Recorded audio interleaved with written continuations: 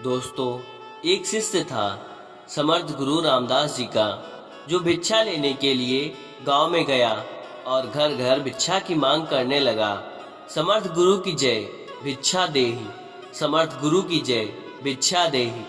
भीतर से जोर से दरवाजा खुला और एक बड़ी बड़ी दाढ़ी वाला तांत्रिक बाहर निकला और चिल्लाते हुए बोला, मेरे दरवाजे पर आकर किसी और का गुणगान करता है।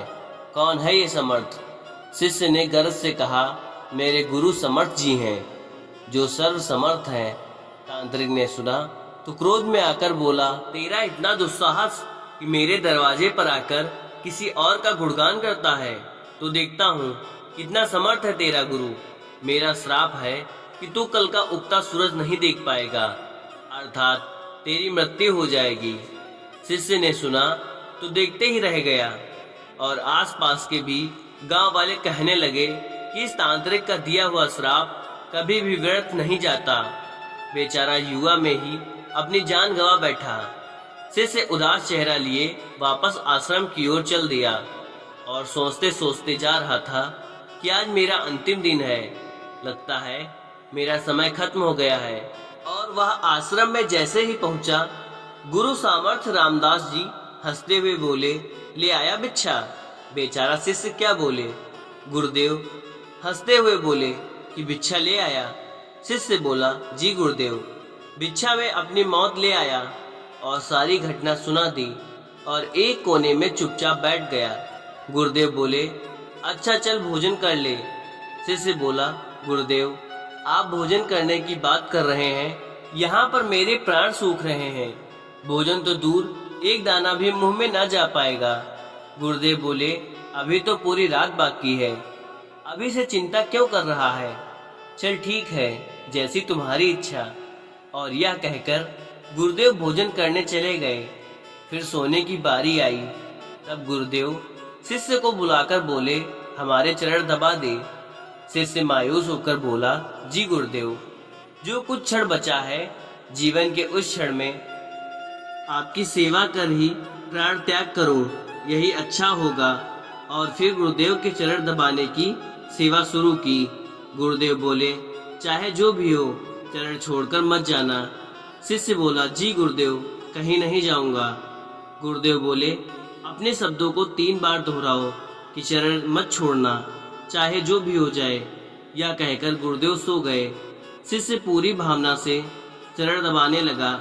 रात्रि का पहर बीतने को था।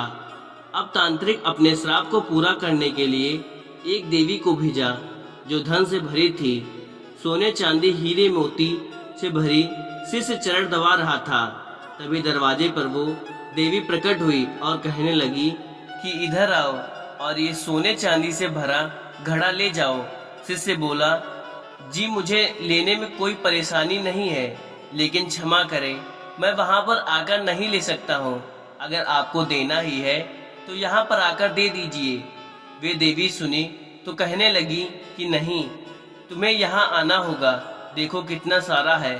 शिष्य बोला, नहीं, अगर देना है तो यहीं आ जाइए।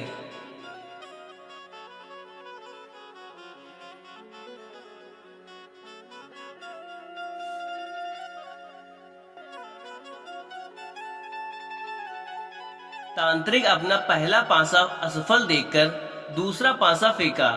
रात्रि का दूसरा पहर बीतने को था। तब तांत्रिक ने भेजा। शिष्य समर्थ गुरु रामदास जी के चरण दबाने की सेवा कर रहा था। तब रात्रि का दूसरा पहर बीता और तांत्रिक ने इस बार उस शिष्य की मां की रूप बनाकर भेजा। शिष्य गुरु के चरण दबा रहा था। तभी दरवाजे पर आवाज आई, बेटा तुम कैसे हो? शिष्य ने अपनी माँ को देखा तो सोचने लगा, अच्छा हुआ जो माँ के दर्शन हो गए, मरते वक्त माँ से भी मिल ले। उस औरत जो माँ के रूप धारण की थी बोली, आओ बेटा गले से लग लो, बहुत देर हो गए, तुमसे मिले नहीं। फिर उस औरत ने देखा, क्षमा करना चाल कोई काम लेकिन मैं नहीं आ सकता, तो वह चली गई। अभी गुरु चरण की सेवा कर रहा बीता, मुझे भी आपके गले लगना है। यमदूत रूप वाला आप यहीं आ जाओ। राक्षस पहुंचकर शिष्य से बोला कि चल, तुझे लेने आया हूँ, तेरी मृत्यु आ गई है, उठ और चल। शिष्य भी झल्लाकर बोला, काल हो या महाकाल, मैं नहीं आने वाला। अगर मेरी मृत्यु आई है तो यहीं आकर ले जाओ, लेकिन गुरु के चरण नहीं छोड़ूंगा। बस फिर राक्षस भी चला गया। सुबह हुई, चिड़िया अपने घोंसले से निकलकर चिचहाने लगी। सूरज भी उदय हो गया। गुरुदेव रामदास जी की नींद से उठे और बोले कि सुबह हो गई। शिष्य बोला, जी गुरुदेव, सुबह हो गई। गुरुदेव बोले, अरे तुम्हारी तो मृत्यु होने वाली थी। तुमने ही तो कहा था कि तांत्रिक का श्राप कभी व्यर्थ नहीं जाता, लेकिन तुम तो जीवित हो। गुरुदेव हंसते हुए बोले। शिष्य भी सोचते हुए बोला, जी गुरुदेव, लग तो रहा हूँ कि जीवित ही हूँ। फिर सारी घटना याद की रात्रि वाली। फिर समझ में आया कि गुरुदेव ने क्यों कहा था कि चाहे जो भी हो जाए चरण मत छोड़ना। शिष्य गुरुदेव के चरण पकड़कर खूब रोने लगा। बार बार यही कह रहा था, जिसके सर पर आप जैसे गुरु का हाथ हो उसे काल भी कुछ नहीं कर सकता।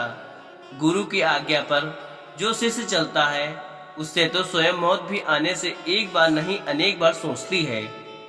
स्वयं भगवान श्री कृष्ण की आज्ञा सिर पर ले चले, स्वयं प्रभु राम गुरु की आज्ञा पर चले। और पूर्ण सद्गुरु में ही सामर्थ्य है कि वो प्रकृति के नियम को बदल सकते हैं, जो ईश्वर भी नहीं बदल सकते, क्योंकि ईश्वर भी प्रकृति के नियम से बंधे होते हैं, लेकिन पूर्ण सद्गुरु नहीं। दोस्तों, इसी प्रसंग में एक बार एक नवयुवक किसी संत के पास पहुंचा और बोला, महाराज जी, मैं अपनी जिंदगी से बहुत परेशान हूँ, कृपया इस परेशानी से निकलने का उपाय बताएं। संत बोले, पानी के ग्लास में एक मुट्ठी नमक डालो और उसे पियो। युवक ने ऐसा ही किया। इसका स्वाद कैसा लगा? संत ने पूछा। बहुत ही खराब, एकदम खारा था, युवक बोला। और फिर संत मुस्कुराते हुए बोले, एक बार फिर अपने हाथ में एक मुट्ठी नमक ले लो और मेरे पीछे पीछे आओ।